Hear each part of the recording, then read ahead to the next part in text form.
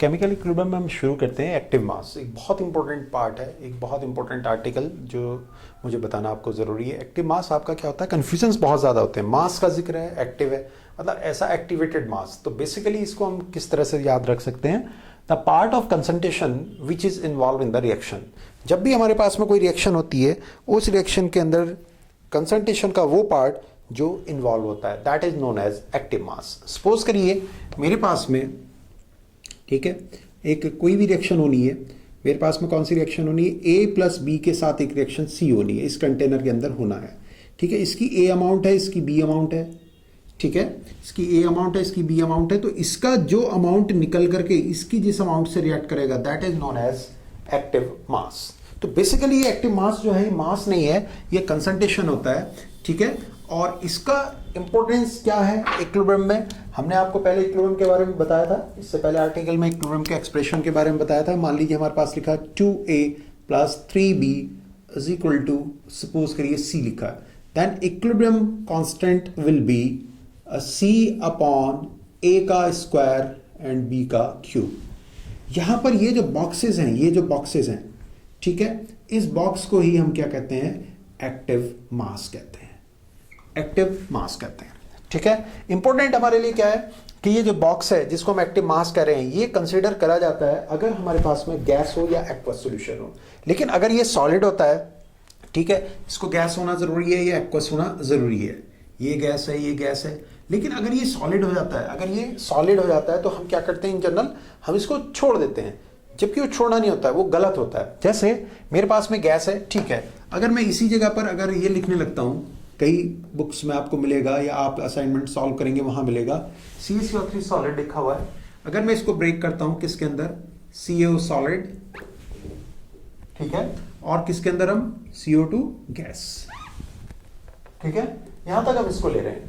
तो हमारे पास में क्या होगा, K equilibrium is equal to only, आप क्या ले लेते हैं, CO2 ले लेते हैं, औरों को आप क्या कर देते हैं, छोड़ देते हैं, 1 1 मान करके छोड़ देते हैं। क्या होना क्या चाहिए था, ये और ये 10 10 अपॉन 10 1, ये हमारे पास में होना चाहिए था। लेकिन हम इन जनरल उनको क्या कर देते हैं, रिमूव कर देते हैं, छोड़ देते हैं।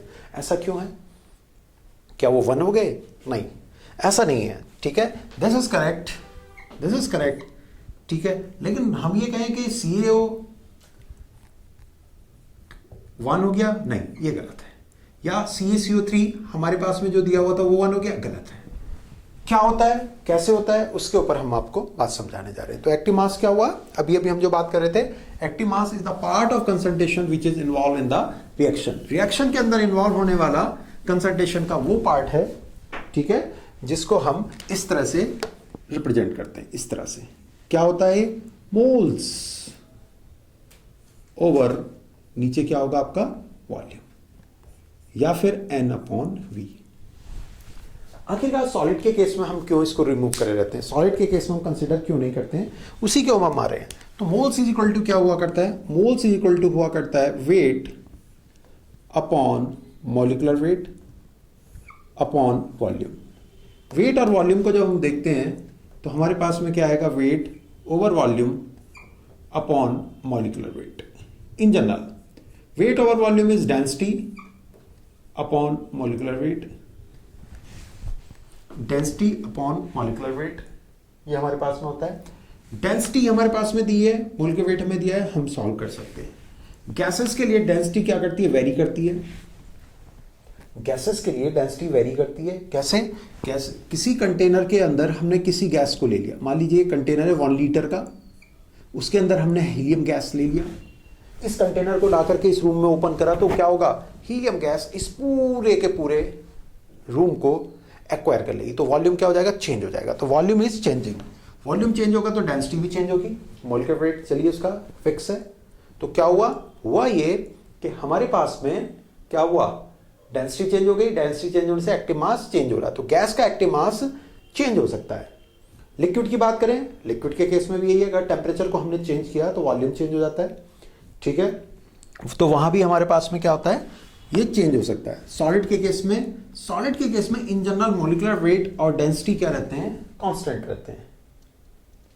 डेंसिटी क्या होती है, फिक्स होती है। हमने पीस लिया, डेंसिटी मान लीजिए उसे इस कंटेनर के अंदर एक सॉलिड को रख दिया और इसी को ले जाकर के बड़े कंटेनर में रख दिया तो डेंसिटी क्या रहेगी, सेम रहेगी। मोल का वेट क्या रहेगा, सेम रहेगा, टेम्परेचर को अगर हम फिक्स करे रहते हैं। तो लिक्विड और सॉलिड की डेंसिटी क्या रहती है, कांस्टेंट रहती है। मोल का वेट क्या रहता है, कांस्टेंट रहता है। किस केस में, टेम्परेचर अगर हमारा कांस्टेंट है। अगर हमारा टेम्परेचर चेंज हो रहा है तो मोल का वेट चेंज हो सकता है। तो फिक्स टेम्परेचर पे हमारे पास में क्या रहता है, लिक्विड और सॉलिड की डेंसिटी और मोल का वेट क्या रहते हैं, कांस्टेंट रहते हैं। ये कांस्टेंट है, ये कांस्टेंट है किसके लिए, अगर हम गैस की बात करते हैं तो it is not equal to constant, ये कांस्टेंट नहीं है। लेकिन अगर मैं लिक्विड की बात करता हूं और टेम्परेचर कांस्टेंट है तो ये कांस्टेंट बना रहेगा। क्यों कांस्टेंट बना रहेगा, डेंसिटी जो है वो कांस्टेंट है और जो मॉलिक्यूलर वेट है वो भी कांस्टेंट है।